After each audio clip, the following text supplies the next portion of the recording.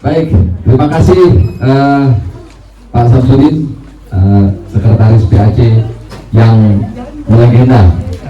Semangatnya itu tidak pernah pudar, tak lekang oleh waktu, tak gugur oleh zaman. Baik, selamat sore untuk rekan-rekan semua, Bapak Ibu sekalian, Banteng Muda Pasar Rebo, dari struktural, simpatisan dan badan serta saya partai.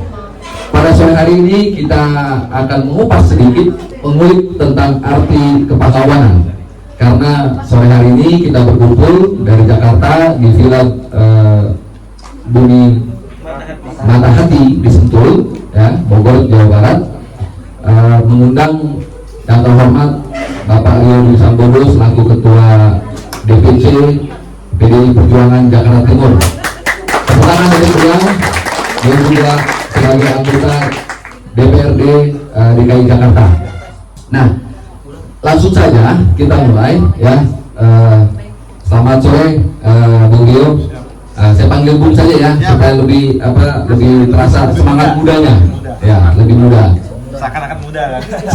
Seakan-akan muda.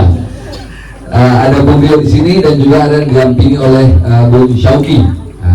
Kalau tadi Bung Rio sudah saya kasih tahu sebagai Ketua DPC PDI Perjuangan Jakarta Timur, sebagai anggota Dewan DPRD DKI Jakarta, Bung Syauki juga sebagai dimandat sebagai Ketua dari PADI. PADI itu singkatan dari Patwal Ambulans Damkar Indonesia. Nah, kenapa kami hadirkan di sini? Ya, inilah nanti kita akan kupas arti kepahlawanan juga bagi teman-teman khususnya dari PADI sebagai generasi milenial. Baik, Bung Rio, dan Bung Syauki, kata pahlawan itu sebetulnya asal kata itu dari bahasa Yunani yang namanya itu dibilang heroes. Heroes itu dari bahasa Yunani. Lalu kalau misalnya dari arti kata KBBI, Kamus Besar Bahasa Indonesia, itu adalah orang yang menonjol karena keberanian dan pengorbanannya dalam membela kebenaran sebagai pejuang yang gagah berani. Nah, tentunya arti pahlawan berbagai macam versi. Ya, banyak yang mengartikan pahlawan itu adalah pejuang kemerdekaan. Pahlawan itu adalah orang yang telah gugur dalam membela bangsa dan negara. Waktu itu bertempur melawan penjajah dan seterusnya. Tapi ada juga pahlawan versi kepemudaan saat ini. Inilah dibilang versi pemuda ataupun generasi milenial.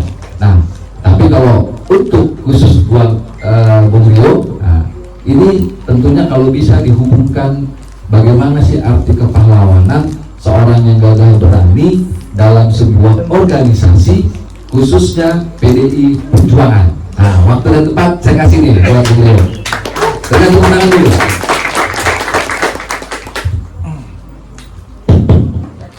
Baik, terima kasih pemandu, Ketua Panitia juga, dan Mas Sauki dari PADI, teman-teman rekan-rekan semua. Jadi pertama, memang soal kepahlawanan, kepemudaan, kepeloporan itu selalu saja mengiringi zaman yang bergerak. Nah, tapi kalau saya coba mensimpelkan pengertian pahlawan, itu adalah seseorang yang memiliki perbuatan yang berdampak bagi orang lain. Ada aksi gitu ya, ya. Ada tindakan, ada perbuatan, ada gerakan. Nah, sedangkan labeling pahlawan itu tentu bukan yang bersangkutan yang mencantumkan, tetapi dia muncul sebagai satu penilaian, proses alam gitu. Nah, kemudian hubungannya dengan kepemudaan atau sekarang seringkali di labeling dengan kaum milenial.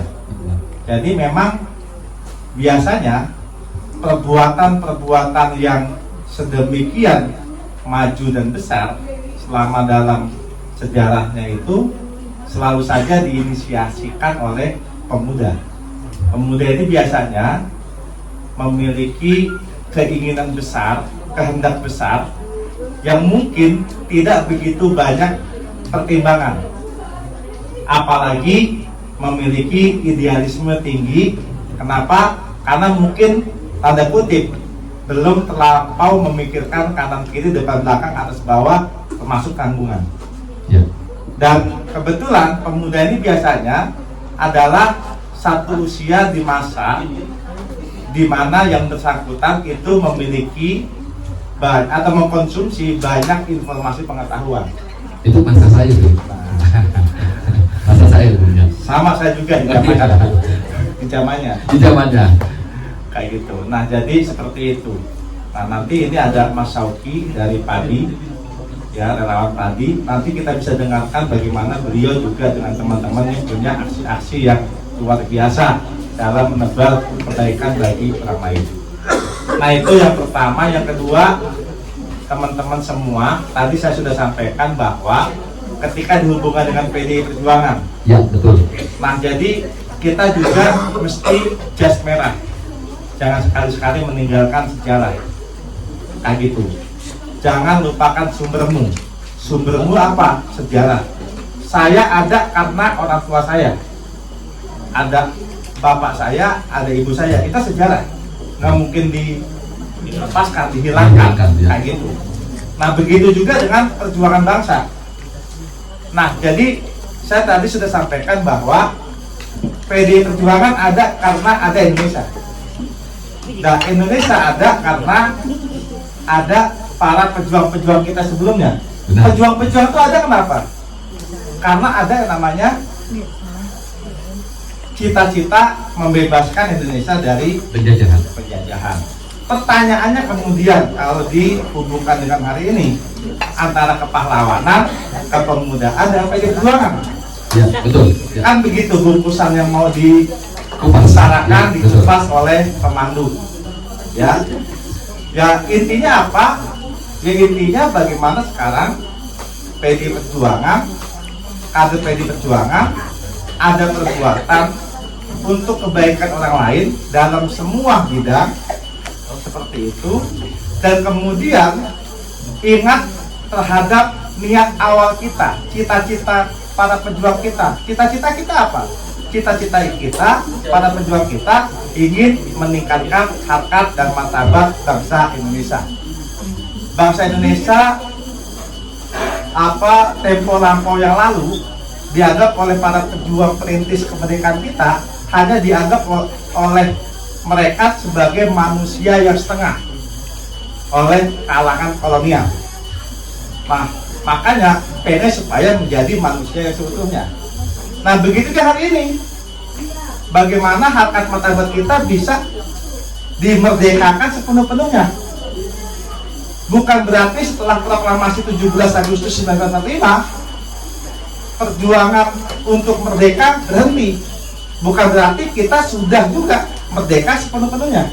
Masih terus berlanjut ya. Kalau masih ada yang kaya makin kaya, yang miskin makin miskin, kan begitu. Yang punya lahan besar, sangat besar sampai jutaan hektar, ada yang cuma 20 meter persegi harus mengalami ancaman penggusuran dan sebagainya. Masih ada di ibu kota, di kampung-kampung Pasar Rebo yang sekolah putus. Itulah sesungguhnya intisari perjuangan kita. Dan di sanalah dibutuhkan kepahlawanan dari PDI Perjuangan. Disitulah butuh sentuhan, tindakan, perbuatan. Kalau ada masalah, bukan cuma dianalisa dan hanya dilihat, tapi harus ditangani. Bahwa untuk menangani, menyentuh ada resiko, ada konsekuensi, itulah intisarinya sebagai pejuang. Gak semuanya semua indah. Tuhan menciptakan kehidupan ini dengan berbagai variasinya. Gak semuanya indah. kayak gitu. Nah, inilah tantangan kita. Inilah tantangan kita. Manusia itu diciptakan Tuhan untuk dua hal. Pertama, untuk bisa punya manfaat untuk dirinya, dan untuk bisa punya manfaat untuk orang lain. Maka puncak tertingginya perjuangan manusia manakala bermanfaat untuk manusia lainnya. Maka yakinlah memihak, yakinlah bertindak dengan keyakinan perjuangan, kayak gitu. Disitulah diperlukan kerja bersama-sama, perjuangan bersama-sama, perjuangan gotong royong, kerelaan, keikhlasan, ketulusan, dan sebagainya dan sebagainya. Nah, kayak gitu. Itu hal yang pertama. Yang kedua, tantangan hari ini untuk milenial dan kepemudaan. Ya, tadi sudah saya sampaikan, zaman itu berubah. Tidak ada yang abadi di dunia ini. Tidak ada yang abadi dalam kehidupan. Hanya satu yang abadi, yaitu perubahan. Hanya ada satu yang abadi, yang namanya perubahan. Sekarang kita hidup nggak bisa pakai cara 10-20 tahun yang lalu. Kita ketinggalan kereta. Itu pun kalau ada keretanya. Ada Bang, kereta cepat sekarang. Ya, kereta malam. Itu lagunya Pak Mutu. Ya. Nah, jadi gini, saya bisa gambarkan gini. Kalau orang dulu nih ya, yang namanya menghasilkan sesuatu, bekerja, mendapatkan sesuatu, ya, itu ada sawah, ada alat kerja cangkul, ada tenaga kerja, kemudian bertani, panen, dapat uang, dapat kehidupan. Oke, kemudian kalau misalnya dulu mengadakan sesuatu, kerja di pabrik, jadi supervisor, jadi buruh, kerja tiap bulan dapat pendapatan dan sebagainya. Nah, makin kesini ini berubah, cara hidup pun berubah, kayak gitu. Sekarang misalnya ada tren soal ojol, mau pesen pempek pakai online, mau pesen pisang rebus pakai online, mau pesen lemper pakai online, biaya pengiriman minim, bahkan kadang-kadang gratis. Kadang-kadang gratis, ada promo. Kan begitu kurang lebih. Nah, tambah lagi COVID, Mr. COVID datang. Dulu kita yang namanya pertemuan pakai handphone itu lucu. Kok pakai handphone? Sekarang udah sah. Jangan kita, presiden pun rapat pakai handphone, rapat pakai laptop, sah hasilnya. Sah loh, kebijakan negara itu. Ya, sah dan mengikat. Dan mengikat, diputuskan pakai lambang bintang sama RI itu kan? Iya. Ya kayak gitu. Sekolah sama. Meskipun agak puyeng kan di awal. Anak sekolah juga sama. Nah, mempercepat. Nah, pertanyaannya adalah bagaimana kita menghadapi itu. Kemarin saya baca koran, Pak Jokowi bilang gini, kita untuk maju sekarang harus siap dua hal. Apa itu? Pertama, ekonomi hijau. Ekonomi hijau apa? Bagaimana kita hidup dengan cara tidak menggunakan sesuatu yang rusak alam, Lingkungan, ya. Iya. Mungkin ke depan bensin udah nggak dipakai, kayak gitu. Kemudian apa lagi? Batu bara nggak dipakai, dan sebagainya dan sebagainya. Itu salah satu bentuk ekonomi hijau. Kemudian yang kedua, ekonomi digital. Ekonomi digital, semua mesti dalam bentuk digital. Sekarang namanya rapat udah nggak lagi fotokopi kertas, biaya banyak dan sebagainya. Udah kumpul, kertasnya kebuang juga. Iya. Makanya saya bilang sama kita semua, kita harus ramah soal perkembangan zaman itu. Sekarang saya kemarin, saya cerita terus ya, nongkrong di hutan kayu. Masih banyak waktu kita. Nongkrong di hutan kayu, saya ngopi. Ngopi kebetulan dia join dengan nasi goreng. Dari awal ngopi sampai selesai pulang sekitar 2 jam lebih. Setahu saya cuma 2-3 meja. Kayak gitu. Tapi itu nasi goreng nggak pernah berhenti goreng nasi goreng. Pangpong, pangpong, pangpong, pangpong. Ternyata apa?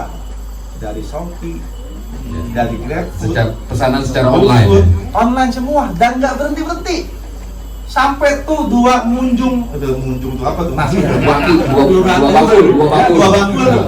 Cuma tinggal dari 2,5 itu tenaganya ada kali 4 sampai keringetan, untung nggak masuk ke Sedap itu.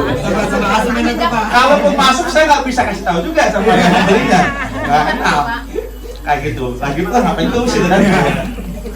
Nah ini apa kasat mata di depan mata kita, mungkin teman-teman ngelihat semua kayak gitu. Terus saya jualan kopi, saya lihat kan jualan kopi, lihat apa kagak nih? Kagak ada lapaknya. Coba lihat kopi kenangan, jiwa kenangan atau apa namanya? Kenangan, nggak ada lapaknya. Kalau ada lapaknya satu kursi sama apa cuma buat nunggu doang, tapi nggak ada habis-habisnya. Orang mesen. Kemarin tempo hari DPC bikin pelatihan ekonomi digital. Jadi para penggiat ekonomi mikro kita kumpulin, kita latih bagaimana caranya untuk promosi di sosmed. Moto itu juga penting. Kita lagi begini nih, kalau fotonya bagus, wah acara mantap banget itu. Kalau fotonya jelek itu bukan soal kualitas kamera ya, tapi cara moto itu. Penting itu cara moto. Kadang yang datang cuma 30, 50 kelihatan kayak 500.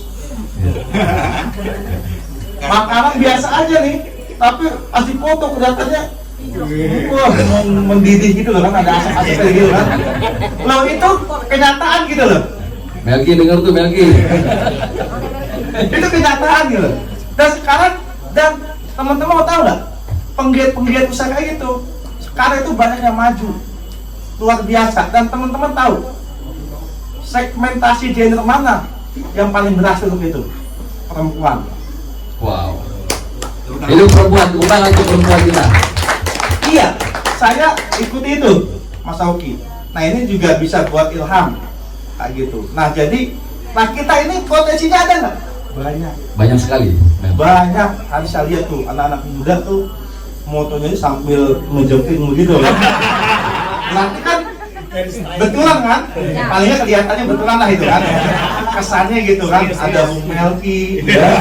Ada lagi siapa? Bung Dimas, Jikru. Kita lihat dari motor itu kan berbalik. Wah, ini kalau nggak latihan di Afghanistan nggak bisa ya kan? Saya lihat lagi, pokoknya anak-anak muda mantep lah gitu kan. Nah ini kenapa enggak dikembangkan menjadi sesuatu output dan outcome. Output itu tindakan, outcome itu dampaknya, hasilnya gitu loh. Hasilnya apa? Ekonomi juga. Ada pergerakan ekonomi kayak gitu. Jadi ekonomi digital. Sesuatu itu semua digital. Ini yang namanya pisang goreng nih. Kalau kita jual di sosmed, ya ada tiba-tiba ngopi. Dia bilang sama temennya nih, ketiga kumpul nih. Ini ngopi kagak ada temennya, berani banget nih kopi. Kan begitu kira-kira kan? Ya gimana mau beli nasi goreng men? Ya kan? Goreng apa? Pisang goreng. Coba aja lo lihat di handphone lo. Lihat pisang goreng keluar, jual pisang goreng keluar. Nggak taunya siapa namanya Pak Budi, fotonya mantep kan? Wah paten nih, pesen dia 5. Kayak gitu kan? Datang. Itu baru satu tongkrongan. Belum tongkrongan berikutnya. Itu baru 1 hari. Kayak gitu. Kalau 1 hari stabil saja, ada 5 kompo kayak gitu, paling tidak nggak kosong aktivitas ekonomi kita. Nah kita sudah harus ke sana. Itu tantangan anak muda hari ini. Termasuk memandu para orang tuanya yang punya usaha-usaha seperti itu. Yang pecel lele, ya kan? Kemudian yang ayam lele pecel, jengkol pecel, apa segala macam kayak gitu. Jadi Partai PDI Perjuangan pun juga mendukung kegiatan ekonomi digital itu ya? Termasuk kegiatan-kegiatan dan gerakan-gerakan partai, komunitas, dan sebagainya, itu sudah harus ke sana. Kayak gitu. Saya aja yang nggak begitu-gitu amat milenial, berarti masih ada amatnya ya, lah. Amat ideal. Amat itu masih bisa kayak gitu. Karena udah nggak mungkin. Kita memang bukan untuk sekedar citra. Nah ini strategi perjuangan gerakan politik kita nih. Kita bukan cuman pencitraan, tapi kerja tanpa citra sama juga seperti pondasi nggak ada bangunannya. Tapi citra tanpa kerja itu kayak omong kosong, tong kosong, jaring bunyinya, kayak gitu. Jadi kita pengen punya citra, punya kerja. Benar. Kayak gitu. Siapakah suaminya Citra? Saya tidak katakan tahu. Baru saya mau tanyakan. Tapi sedang bekerja. Kan begitu kan? Nah, jadi teman-teman, Bapak Ibu, rekan-rekan kayak gitu. Tantangan kita kayak gitu. Kalau dulu alat kerja itu ada cangkul, ada sawah. Nanti makin lama kayak gitu, makin lama kayak gitu, makin lama kayak gitu. Nah, tantangan zaman ini nggak bisa dilawan. Selalu ada perubahan. Selalu ada perubahan. Sekarang bahasanya kalau anak muda sekarang apa? Revolusi industri generasi keempat. Sekarang mau society kelima. Ya. Dulu yang generasi pertama itu mesin uap ditemukan. Mesin uap. Orang dulu masih apa? Pakai kuda kan? Kemana-mana kan? Pakai kuda atau pakai kebo atau pakai keledai kayak gitu. Atau bahkan dulu zaman perbudakan ada orang buat alat narik kendaraan kayak gitu. Nah kemudian untuk mengkopi ya, menyalin, disalin ulang gitu kan, sampai capek itu kan, kayak gitu. Nah kemudian setelah itu ketemu lagi yang namanya komputer, ketemu lagi digital, ketemu lagi sekarang kayak gitu. Nah itu bergerak seperti itu. Nah sekarang juga nanti ketemu lagi, saya nggak tahu apa nanti ketemunya kayak gitu ya? Yang berikutnya. Nah jadi itu sesuatu tuh, meskipun berat tapi pelan-pelan. Saya juga paling males baca data di handphone atau di laptop, pengennya di kertas. Tapi kalau banyak, emang kertasnya juga numpuk. Lama-lama ya dibiasakan juga kayak gitu. Lama-lama dibiasakan juga. Makanya bagi teman-teman di sini yang notabene adalah kader partai, sudah dibiasakan info lewat WA itu dibaca, dibalas meskipun cuma yes, oke, atau pakai emotion, jempol, mau jempol yang gede atau yang kecil nggak apa-apa, jangan cuma dibaca doang nggak dibalas, kayak baca koran, kayak gitu. Kan yang ini kalau dia pakai tenaga, balas juga kan gratis kan? Nggak kena biaya pulsa SMS zaman dulu kan, 350 perak kan, karena kan kuota gitu. Jadi itu, nah jadi yang kayak gitu tuh udah biasain. Jawab, pertama baca perintah Tuhan dalam bentuk wahyu. Perintah pertama Tuhan dalam bentuk wahyu apa? Kepada Rasulnya, Iqra, bacalah, dan bacalah. Nah gitu, kayak betul ya. Betul. Jadi baca, kalau ada WA dari Pak UU sebagai sekretaris partai, baca WA-nya, karena itu WA dari saya.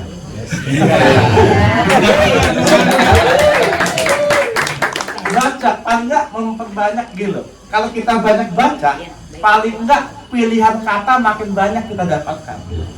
Dan itu bisa meningkatkan derajat kita kalau bergaul. Omongan pilihan kata juga banyak kayak gitu.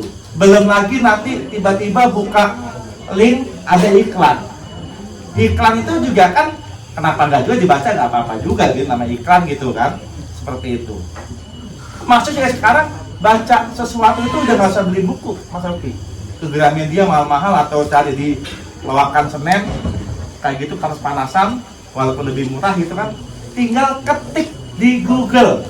Yang penting dilihat narasumbernya. Kalau narasumbernya nggak jelas, jangan dibaca. itu bisa hoax kayak gitu. Udah, saya pun juga begitu. Kadang suka malas baca koran kan, saya buka aja Soekarno tentang kepahlawanan, buka sejarah PDI Perjuangan, nama-nama tokoh pergerakan bangsa, ada Bung Karno, Bung Hatta, Sahrir, Dr. Aminoto, Tan Malaka, Semaun, Haji Agus Salim, kemudian Kiai Haji Ahmad Dahlan, Hasyim Asy'ari dan sebagainya. Itu hasanah kita juga, cuma buka di sini, ya kan? Caranya paling gampang apa? Mau tidur, siapin setengah jam, bangun tidur, siapin setengah jam, buat ngutak-ngutik WA sama baca artikel atau Google atau berita lah kayak gitu. Tapi berita jangan lupa cari medianya yang jelas, jangan yang abal-abal kayak gitu. Nanti beritanya kebanyakan kriminal, ya kan begitu. Nah, jadi saya rasa kayak gitu soal jadi PDI Perjuangan itu ada karena perjuangan pergerakan bangsa, dan artinya sekarang selain kita eksis secara ekonomi digital, ya, tapi cita-cita pendiri bangsa kita untuk membebaskan kita dari belenggu penjajahan dalam bentuknya yang mungkin tidak sama lagi dengan masa lampau, itu juga patut diingat. Jangan sampai kita meninggikan ilmu kita, kapasitas kita, kemampuan kita, tapi kemudian diperuntukkan mendominasi orang lain, menghegemoni orang lain, menindas orang lain. Mentang-mentang kita banyak modalnya, usahanya sudah banyak dan sebagainya, tapi kita tidak bisa menjaga keseimbangan dengan mereka yang mungkin belum begitu beruntung dengan nasib kita. Sama juga saya ditugaskan oleh Bapak Ibu, teman-teman sebagai anggota dewan, ya juga kalau lagi bahas kebijakan, jangan sampai kebijakannya itu untuk hanya kepentingan segelintir orang. Kalau bangun yang namanya jalan, ya jangan cuma jalanan untuk menyambungkan perumahan-perumahan elit, tapi namanya jalan-jalan untuk perkampungan, jalan rusak dan sebagainya di kampung-kampung itu juga diutamakan. Nah, itu kurang lebihnya gambaran-gambaran singkat tentang tema yang tadi disampaikan oleh pembawa acara kita di MTV. Satu lagi Bu Brio, yang tidak boleh juga kita lupakan bahwa Bung Karno pun juga dahulu juga menyampaikan bahwa bangsa yang besar adalah bangsa yang menghargai jasa-jasa pahlawannya. Nah, kalau betul loh, ya tepuk tangan dulu lah. Nah, itu sebuah kalimat yang selalu membekas, ya kan, bahwa kita pun harus menghargai jasa-jasa pahlawan kita. Tapi coba bisa nggak dikasih ulasan juga sedikit menurut Bung Rio, kalau menghargai jasa-jasa pahlawan versi generasi milenial ini harus seperti apa sih kira-kira? Nah, tambahan lagi. Oke, gini, saya kasih pengalaman. Ganti gaya beliau kan? Saya kasih pengalaman begini.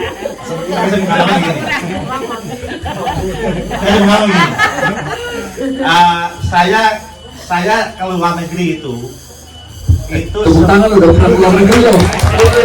Saya ke luar negeri itu setelah masuk tahun ke-9 jadi anggota dewan. Sebelumnya itu ngapain ke luar negeri? Iya kan, kalau pakai bahasa Jawa bisa, bahasa asing susah kan gitu kan. Kalau anggota dewan dari partai lain 1 tahun pertama udah keluar negeri loh Pak.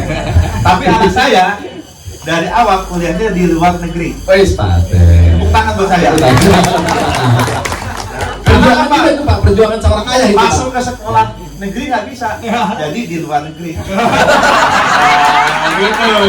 Karena usia kan. Usia 6 tahun pas itu kan, nggak dapet SD negeri, akhirnya di SD swasta di luar negeri.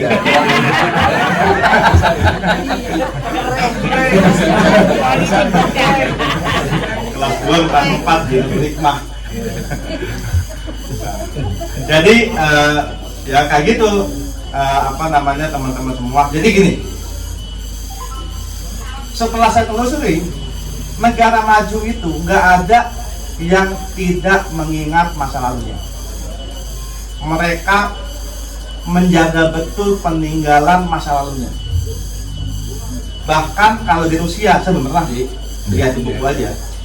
Di Rusia itu mereka menyalin ulang seluruh sejarah masa lalunya. Wow. Di Eropa itu jangankan bangunannya 100 tahun, yang 800 tahun yang lampau masih ada. Masih ada. Dijaga ya, dirawat ya. Di Cina juga begitu, di Jepang juga begitu. Meskipun dari waktu ke waktu ada rejim-rejim dinasti-dinasti yang saling berbeda aliran politiknya. Apa artinya?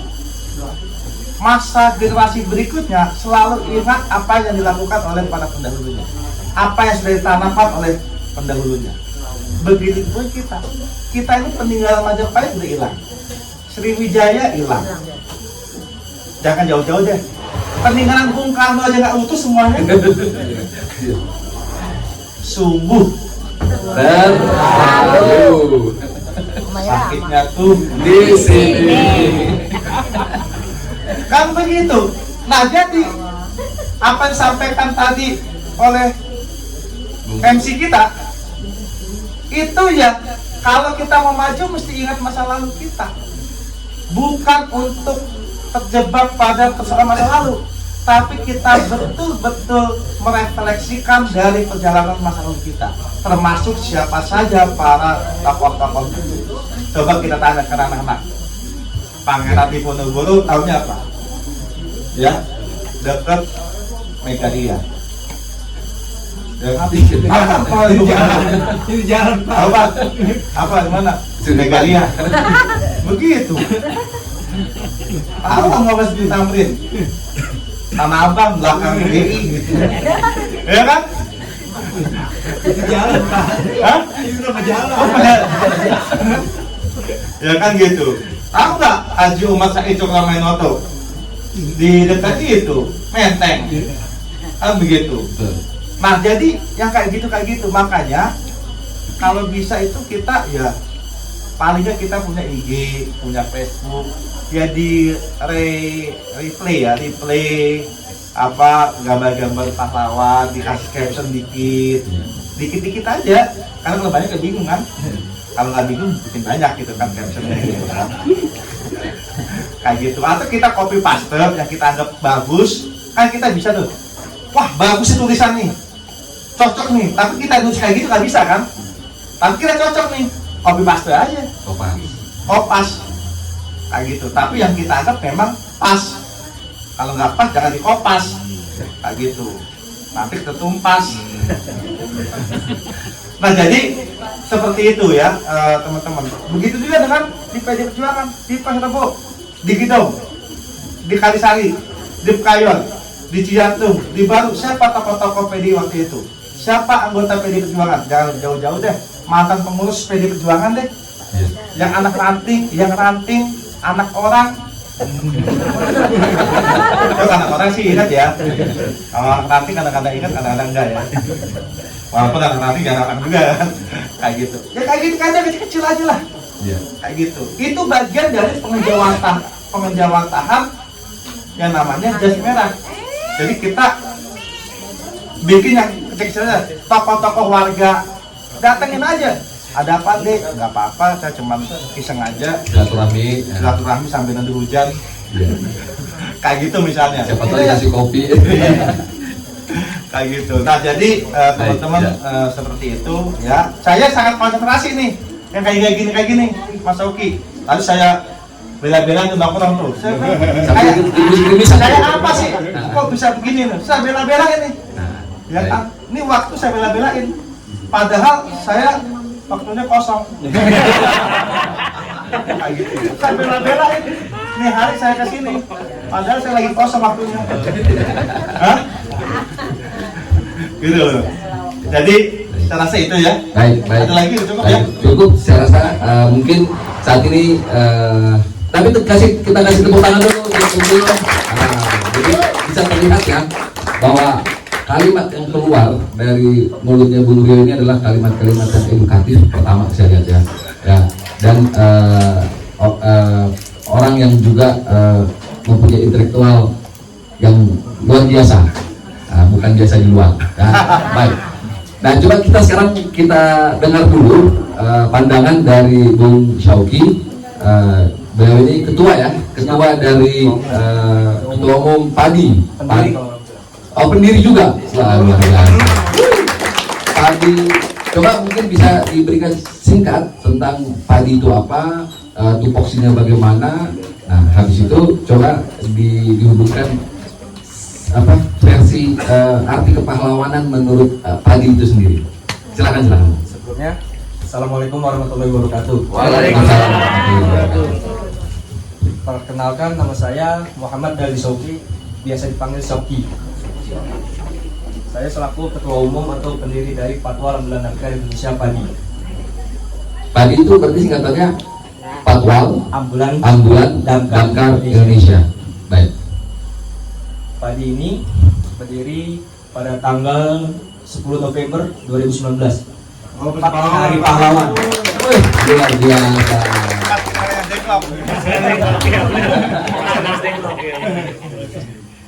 Padi ini jumlah anggotanya sekarang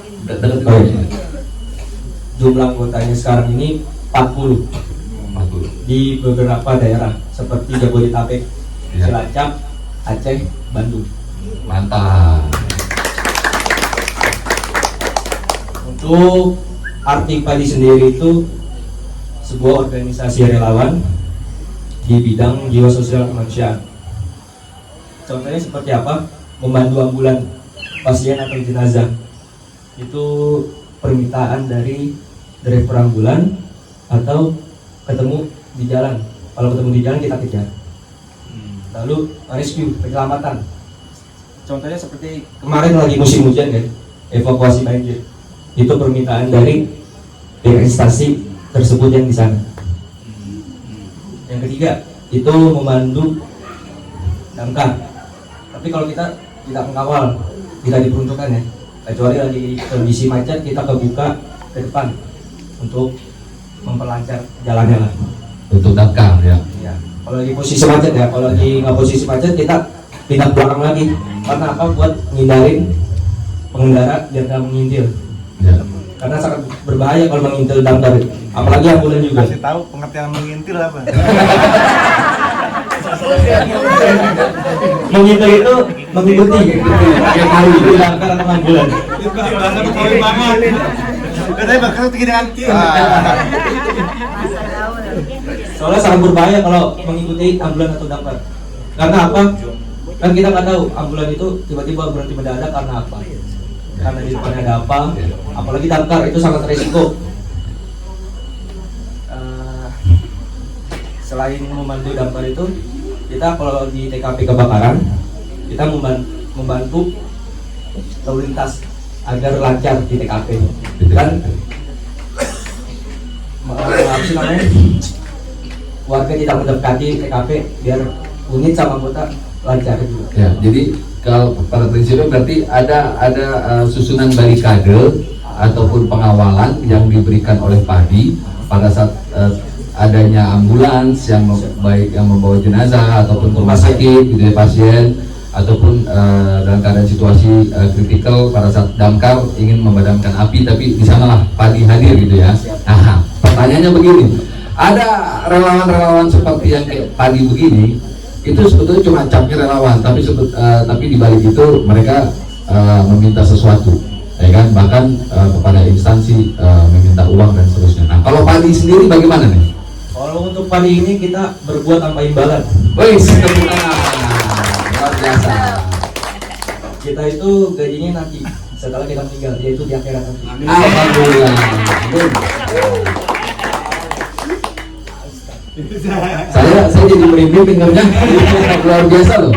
Jadi ada generasi milenial yang biasanya terpaku dengan kesendiriannya, keegoisannya, tapi saat ini justru Padi hadir, ya kan, memberikan kontribusi bagi masyarakat yang membutuhkan. Nah, saya rasa kalau versi saya, justru Padi inilah yang bisa kita bilang pahlawan-pahlawan milenial. Ya, setuju nggak, Bung? Setuju. saya menandingnya duluan. Oh,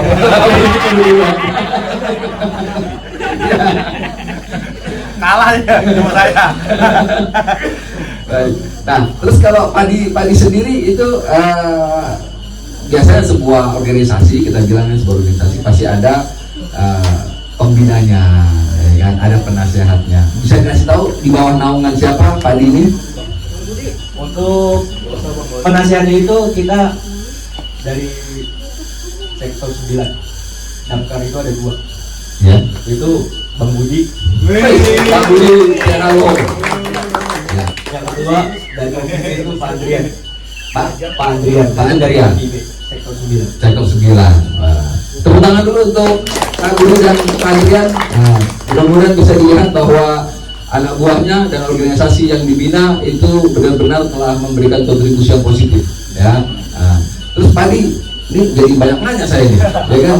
Cuma nggak apa-apa, ini supaya kita bisa kasih tahu bahwa buat juga masyarakat yang lain, bila mana memang ada ambulans, terus kemudian ada tanda kutip pasukan bermotor yang membuka jalan, mungkin seperti ini logonya ya, logonya Patwal Ambulans Damkar Indonesia Padi, ya kan? Bisa dilihat di banner di Di banner juga ada, ya. Jadi ya mohon juga buat para pengguna jalan lalu lintas ya supaya bisa bekerja sama, ya kan? Kalau misalnya padinya itu bilang ke kiri ya menepi sebentar lah. menepi sebentar, ya kan? Nah, tapi berarti tadi juga saya lihat bahwa kalimat-kalimat yang keluar dari Bung Syauki ini betul-betul mencerminkan dari pagi itu ya, makin berisi makin merunduk, luar biasa. Ada lagi mau disampaikan Bung Syauki? Untuk suka dukanya kita Oh boleh silakan. Suka dukanya. Nah, mudah-mudahan lebih banyak sukanya ya. Untuk suka dukanya kita itu berhasil menyelamatkan pasien sampai ke tempat tujuan seperti rumah sakit. Ada sebuah kebahagiaan tersendiri di sana ya. Siap.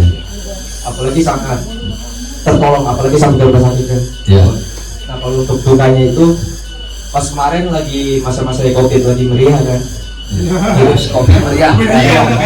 Itu lah tadi ini kan. Ya. Itu ruang IGD penuh semua kan. Ya. Nah, kita dapat panggilan dari direktur ambulan menjemput pasien itu dari Andara, Pondok Labu. Iya. Nah, pertama itu dibawa ke Rumah Sakit Trikasih Pondok Labu. Kita ke situ untuk mencari ruangan IGD. Dan ternyata setelah kita cek itu penuh IGD-nya. Penuh. Ya. Nah, lalu kita bawa lagi ke Rumah Sakit Fatmawati. Kita tunggu beberapa setengah jam lah, kan antri panjang juga kan. Setelah kita cek lagi penuh juga IGD-nya. Lalu dibawa lagi ke RSUD Baru. Ya. Artinya Padi itu dalam mengantar pasien ya, mengawal ambulans juga ya. Memastikan bahwa pasien itu memang sampai di IGD dan kemudian telah tertangani baru balik kanan. Iya. Kalau tidak, kawal lagi sampai ke rumah sakit yang lain terdekat. Siap. Wih, luar biasa. Tepuk tangan dulu. Itu dibayar nggak itu? Itu tidak sama sekali. Bensinnya gimana?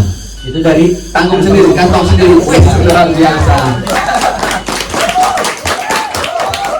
Terus pertanyaannya begini. Kalau misalnya seperti itu, ada nggak misalnya biasa dalam sebuah live dengan Padi, Patwal Ambulans Damkar Indonesia hubungi nomor sekian. Sudah pernah melakukan itu nggak? Supaya diketahui banyak orang, supaya hubungi Padi gitu. pernah kita lewat Instagram. Lewat Instagram. Ada Instagramnya Padi ada ya? Apa IG-nya? Patwal Ambulans Damkar Indonesia kepanjangannya. Follow dulu dong sekarang. Ya, follow Padi ya.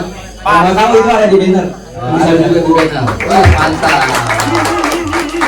Nah, jadi tadi sebuah organisasi, ya kan?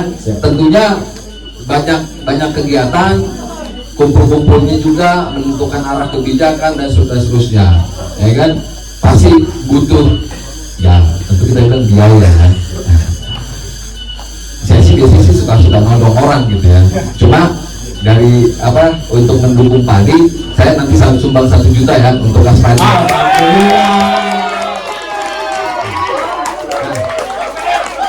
Gimana teman-teman? Cuma teman. Baik, itulah ya sedikit kupasan tentang arti pahlawan. Sesungguhnya baik dari versi Bung Rio selaku anggota DPR dan juga ketua DPRD DKI Jakarta, ketua DPC PDI Perjuangan Jakarta Timur, dan juga dari Bung Syauki selaku ketua Padi Patwal Ambulans Damkar Indonesia. Ya, di sana dikatakan bahwa kita harus melakukan sesuatu, ya kan, bahwa perubahan itu terus terjadi. Kita melakukan sesuatu, melakukan yang terbaik, tentunya pertama untuk diri kita sendiri, kemudian juga tindakan atau perbuatan kita juga untuk berguna bagi orang lain, gitu ya Pak Ketua ya. Baik, kalau begitu, apakah ada lagi yang mau disampaikan? Untuk duka ini masih ada selanjutnya sebenarnya. Oh. Masih panjang sebenarnya. Kalau dukanya saya rasa bisa dibungkus, ya kan, di wrapping, ya kan. Nanti cuma tinggal dengan kalimat akan indah pada waktunya. Jadi baik, kalau gitu Bung Syauki terima kasih banyak atas waktunya. Bung Rio terima kasih banyak atas waktunya. Sore hari yang indah ini saya yakin bahwa pertemuan kita ini didukung oleh semesta sekitar kita. Amin. Baik Bapak Ibu sekalian, demikian podcast kita pada sore hari ini. Inilah saya rasa boleh berikan tepuk tangan sekali lagi bahwa ini juga merupakan pahlawan kita di era milenial saat ini. Terima kasih. Saya mau sampaikan, saya tuh pengen jadi pahlawan juga. Oh gitu ya. Saya pengen jadi pahlawan juga seperti bapak saya. Oh. Ada pertanyaan, bapak saya pahlawan apaan? Bapak Bukan pahlawan, pahlawannya. tapi bapak saya kepengen jadi pahlawan, saya ngikutin. Oh iya. Oke, makasih. Assalamualaikum, waalaikumsalam. Waalaikumsalam. Baik, assalamualaikum warahmatullahi wabarakatuh. Merdeka, merdeka, merdeka, merdeka.